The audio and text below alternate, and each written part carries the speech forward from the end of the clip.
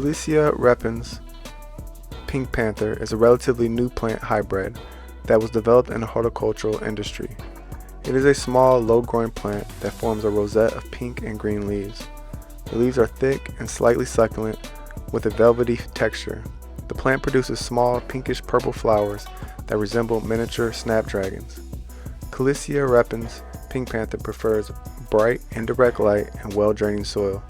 It can tolerate a range of temperatures but prefers warmer conditions and may struggle in cold or drafty areas. The plant should be watered sparingly, allowing the soil to dry out between waterings. Overwatering causes the plant to rot. Calissia Repens Pink Panther can be planted with other small, low-growing plants such as Pilea and Peperomia. It can also be grown in a terrarium or as a trailing plant in a hanging basket. Calissia Repens Pink Panther is primarily used as an ornamental plant due to its unique and attractive appearance. It is often grown as a houseplant but can also be used in outdoor gardens in warm climates. The plant is not known to have any significant medicinal or culinary uses.